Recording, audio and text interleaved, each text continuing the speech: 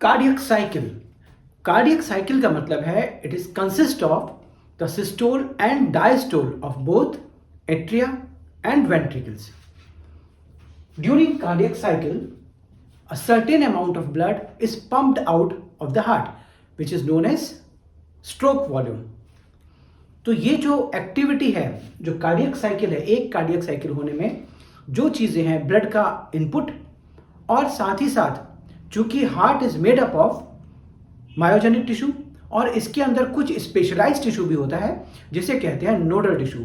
और nodal tissue की quality क्या है कि नोडल टिश्यू सेल्फ एक्साइटेटरी होता है, यानी कि ये प्लेस टू प्लेस, जगह जगह पर ये मौजूद होता है और ये एक्शन पोटेंशियल डेवलप करता है जिसकी वजह से हार्ट खुद अपनी बीट डेवलप करता है।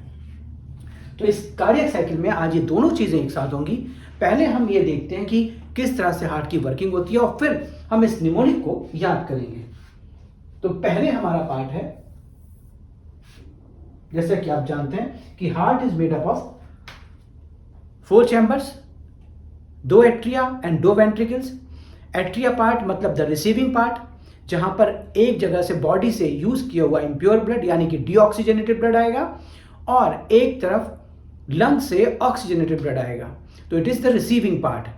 उसके बाद ये ब्लड एट्रिया से वेंट्रिकल में जाएगा और ये वेंट्रिकल इस ब्लड को पंप आउट करेंगे, या तो जो इंप्योर ब्लड है उसको लंग्स में भेजेंगे जहां वो प्यूरिफाई हो जाए, ऑक्सीजनेटेड हो जाए, और अगर जो प्योर ब्लड है यानी कि ऑक्सीजनेटेड ब्लड है उसको पूरी बॉडी में फ्लो करेंगे। दैट मीन जो रिसीविंग पार्ट है उसको मस्कुलर होने की जरूरत नहीं है, बट जो पार्ट आउटफ्लो में काम करेगा यानी कि वेंट्रिकल, उनकी मसल्स स्ट्रांग होती हैं, उनकी जो वॉल्स हैं वो स्ट्रांग होती हैं क्योंकि उनको ब्लड को बाहर पंप करना है। तो अब हम देखते हैं, it is made up of right atrium, right ventricle, left atrium and left ventricle. तो दोनों एट्रियम के बीच में, ये जो एट्रियम है इंटर एट्रियल सेप्टम होता है, इसी तरह से वेंट्रिकल के बीच में भी इंटरवेंट्रिकुलर सेप्टम होता है ये। फिर एट्रिया, जो राइट एट्रिया है इसके अंदर ओपन हो रहा है वीना कावा, यानी कि इंप्योर ब्लड हमारा पूरी बॉडी से डीऑक्सीजनेटेड ब्लड आपका राइट एट्रियम में आ रहा है। राइट एट्रियम से फिर ये एवी वॉल्व के थ्रू, यानी कि इस वॉल्व के थ्रू ये राइट वेंट्रिकल में आता है। At the same time left atrium में पल्मोनरी वेन्स के थ्रू, पल्मोनरी मतलब लंग्स, यानी कि प्यूरिफाइड ब्लड यानी कि ऑक्सीजनेटेड ब्लड लंग्स से इसके अंदर आ रहा है। यहां पर भी एवी वॉल्व है और फिर ये लेफ्ट एट्रियम से लेफ्ट वेंट्रिकल में फ्लो कर रहा है। तो यहां ये एट्रिया और वेंट्रिकल के बीच में जो वॉल्व है दे आर एट्रियोवेंट्रिकुलर वॉल्व। इसके बाद ये ब्लड चूंकि पूरी बॉडी में सर्कुलेट होना है, जो प्योर ब्लड है वो बॉडी में जाएगा, that is goes through the aorta, और यहां जो वॉल्व है उसको हम कहते हैं सेमी ल्यूनर वॉल्व, वो चाहे ओल्टा में हो या जो डीऑक्सीजनेटेड ब्लड है यानी कि जो इंप्योर ब्लड है वो यहां से पल्मोनरी आर्टरी के थ्रू जाएगा लंग्स में प्योरीफाई होने के लिए। और इन दोनों के वॉल्व को कॉमनली कहते हैं सेमी ल्यूनर वॉल्व। और जब ये वॉल्व क्लोज होते हैं तो एक क्लिक साउंड पैदा होती है जिसे कहते हैं हार्ट साउंड। तो अब हम इसको करते हैं। इसी तरह से इस पर नोडल टिश्यू भी होता है। नोडल टिश्यू की क्लास हमने पूरा एक शॉर्ट उसमें डाला हुआ है, बट आज मैंने इसको ब्रीफ में यहां लिख दिया है। नोडल टिश्यू प्रेजेंट होता है थोड़ा सा राइट एट्रियम के अपर पार्ट पे, फिर राइट एट्रियम के लोअर पार्ट पे, देन इंटरवेंट्रिकुलर सरफेस पे, उसके बाद ये फाइबर चले जाते हैं वेंट्रिकल्स के ऊपर यानी कि पर्किंजे फाइबर की फॉर्म में। तो नोडल टिश्यू, अगर इसको एक हम ब्रीफ में देखें कि नोडल टिश्यू के सब ब्रांच पर एक्शन पोटेंशियल जनरेट होता है। मतलब ये जितने भी नोडल टिश्यू हैं ये अपने अपने एक पेस के हिसाब से एक्शन पोटेंशियल डेवलप करते हैं। एस का मतलब इट इज एसए नोड, और एसए नोड कहां प्रेजेंट है? राइट एट्रियम के राइट अपर कॉर्नर पे। देन ए से एवी नोड, इसके बाद आता है next AV node right atrium के लोअर लेफ्ट पार्ट पे। देन आता है bundle, AV bundle that is on the septum. उसके बाद लेफ्ट एंड राइट ब्रांच यहां से कन्वर्ट होती है, लेफ्ट एंड राइट ब्रांच, जिसे बंडल ऑफ हिस्बी कहते हैं, ये आपके वेंट्रिकल पे आई, और फिर इसी की छोटी छोटी ब्रांचेस हो जाती हैं जिसे हम कहते हैं पर्किंजे फाइबर्स। तो ये इनका डिस्ट्रीब्यूशन हो गया। खास बात क्या है कि ये सब कैपेबल हैं, यानी कि चाहे एसए नोड है, चाहे एपी नोड है, चाहे बंडल फाइबर है, चाहे लाफ्ट, ये सारे के सारे जो पार्ट हैं, जितने नोडल टिश्यू हैं, they are all capable of producing action potential. लेकिन जो हाईएस्ट रेट है एक्शन पोटेंशियल का, that is produce by SA node, इसीलिए इसको पेस मेकर भी कहते हैं।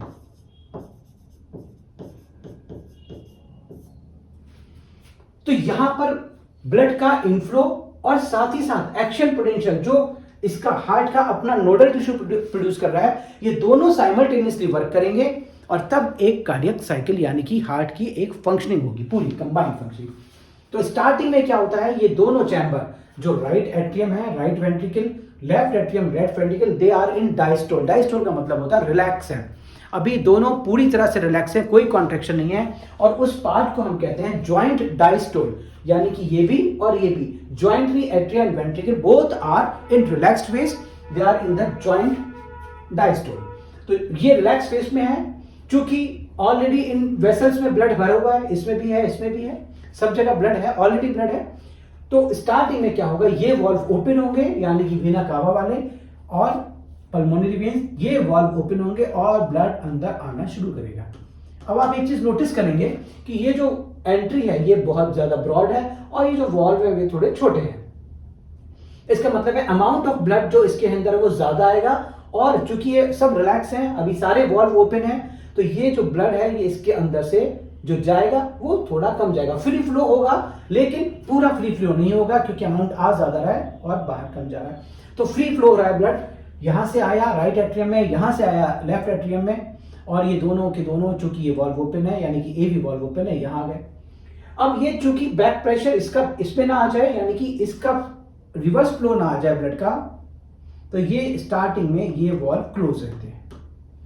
तो स्टार्टिंग में हमारा जॉइंट डायस्टोल है, ब्लड फ्रीली इनफ्लो हो रहा है एट्रियम में और एट्रियम से सीधा वेंट्रिकल में जा रहा है, दैट इज जॉइंट डायस्टोल। हाँ, ये जो वॉल्व है, जो सेमील्यूनर वॉल्व है, ये स्टार्टिंग में क्लोज है, जिससे कि बैक प्रेशर से ओर्टा का या पल्मोनरी आर्टरी का ब्लड इनके अंदर यानी कि रिवर्स मूवमेंट करके वेंट्रिकल के अंदर ना आ जाए, इसलिए यहां से क्लोज है।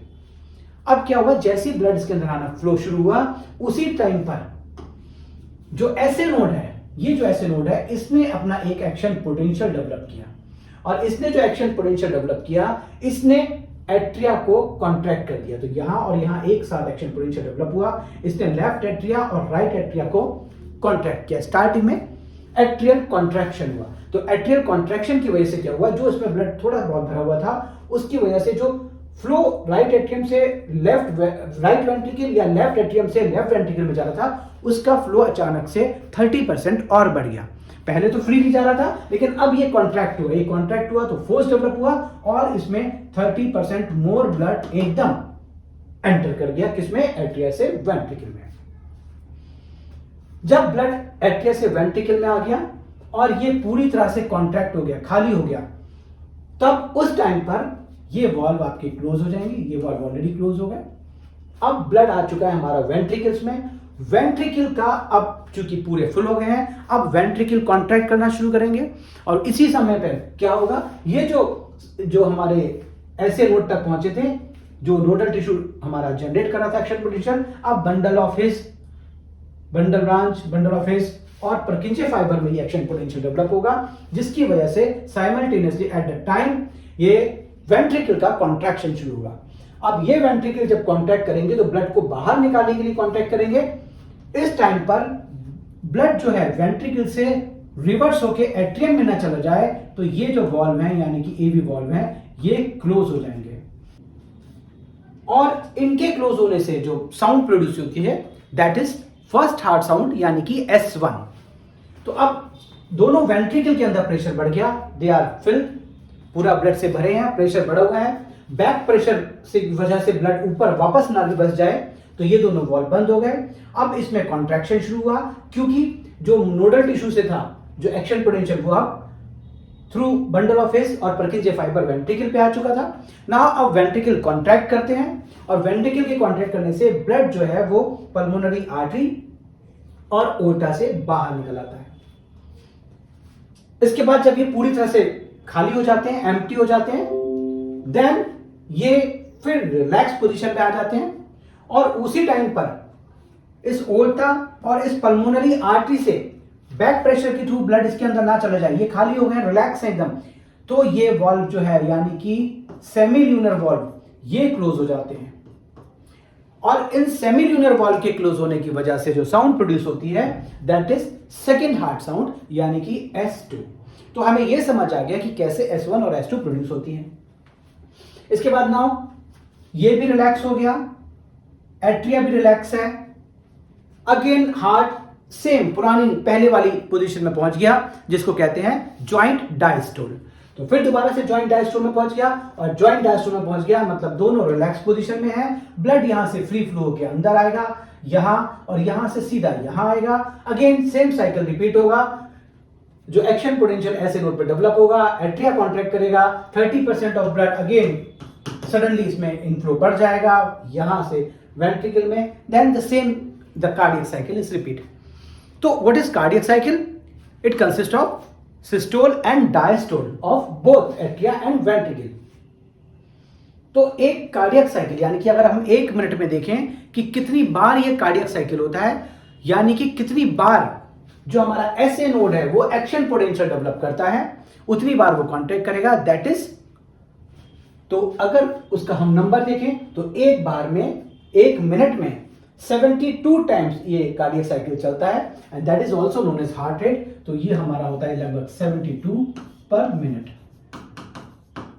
अब एक चीज और देखते हैं कि जब ये वेंट्रिकल कॉन्ट्रैक्ट्स हो रहे हैं, ये वेंट्रिकल राइट और लेफ्ट वेंट्रिकल कॉन्ट्रैक्ट्स हो रहे हैं और इनकी वजह से ब्लड बाहर पंप हो रहा है, यानी ओल्टा में जा रहा है या पल्मोनरी आर्टरी में जा रहा है, सिस्टेमिक सर्कुलेशन में या पल्मोनरी सर्कुलेशन में जा रहा है, तो एक बार में एक कॉन्ट्रैक्शन ऑफ वेंट्रिकल से कितना ब्लड बाहर निकलता है, and that is known as stroke volume. तो सिंगल कॉन्ट्रैक्शन ऑफ वेंट्रिकल की वजह से जो ब्लड बाहर निकलेगा दैट इज स्ट्रोक वॉल्यूम, और स्ट्रोक वॉल्यूम की जो वैल्यू होती है वो होती है 70 ml एक स्ट्रोक में। तो एक स्ट्रोक में 70 ml ब्लड बाहर निकलता है। 1 मिनट में 72 टाइम्स हार्ट साइकिल चला रहा है, मतलब कि इसका कार्डियक साइकिल चल रहा है यानी कि, और एक साइकिल में 70 ml ब्लड निकल रहा है। दैट मीन्स कि अगर हम 1 मिनट में देखें कितना ब्लड बाहर निकलेगा, that is known as cardiac output. तो 1 मिनट में 72 टाइम्स है, एक बार में 70 है, तो कार्डियक आउटपुट हो गया हमारा heart rate multiply by stroke volume, it is equal to 72 into 70, nearly 5 litre. तो 5 लीटर ब्लड जो है वो this is known as 1 minute में बाहर निकलता है per minute, and this is known as cardiac output. अब हम ड्यूरेशन पे आते हैं। तो हमें ड्यूरेशन में देखना है कि कितना टाइम एक साइकिल में कितना टाइम लग रहा है, उसको भी देखिए हम यहां से निकालेंगे कि 1 मिनट में वो 72 साइकिल चल रहे हैं, यानी कि 60 सेकंड्स में 72 साइकिल चल रहे हैं। तो एक साइकिल में कितना टाइम लगेगा, 60 डिवाइडेड बाय 72, और इट इज रफली अराउंड 0.8 सेकेंड। सब नॉर्मल कैलकुलेशन है। और अब हम इन सब चीजों को देखते हैं कि हम अपने निमोनिक के थ्रू कितने इजीली इसको कैसे जल्दी से याद कर लेते हैं ना। हम उस पार्ट पे आते हैं। तो आज का हमारा निमोनिक है कार्डियक साइकिल के लिए जब, यानी कि ये हमारा जो लेटर है जब मींस व्हेन, जब एवी क्लोज होता है तो फर्स्ट हार्ट साउंड, और सेमी क्लोज होता है तो सेकेंड हार्ट साउंड। मतलब बहुत सिंपल है, हमें एक टर्म याद करनी है, जब एवी क्लोज है तो फर्स्ट हार्ट साउंड, और सेमी मतलब आधा क्लोज है, सेमी मीन हाफ, तो सेकेंड हार्ट साउंड। अब इसको हम इलेबोरेट कर लेते हैं। वर्ड अगर आपको जब याद है तो आपका पूरा कार्डियक साइकिल कंप्लीट हो जाएगा। What is mean by the जब, या हम इसको इलेबोरेट करते हैं। J mean joint diastole. तो फर्स्ट स्टेज थी हमारी जॉइंट डायस्टोल, एट्रिया और वेंट्रिकल दोनों उस समय डायस्टोल में थे। Then A for action potential, यानी कि उसी समय पे ऐसे नोड में एक एक्शन पोटेंशियल डेवलप हुआ, और वो एक्शन पोटेंशियल की वजह से एट्रियल कॉन्ट्रैक्शन हुआ। ये एक्शन पोटेंशियल यहां से बंडल ऑफ हिस और परकिंजे फाइबर में पहुंचा, तो वहां वी से वेंट्रिकुलर कॉन्ट्रैक्शन हुआ। इस वेंट्रिकुलर कॉन्ट्रैक्शन की वजह से चूंकि ब्लड बैक फ्लो ना कर जाए, तो हमें वॉल्व कैसे याद होगा, इसी से। ये जो ए वी लिखा है यहाँ पे, this is the valve here, A V valve close हो जाते हैं, तो इसी की वजह से एट्रियो वेंट्रिकुलर वॉल्व क्लोज हो जाते हैं, and this produces what, first heart sound, first यानी कि S1 first heart sound produce करते हैं।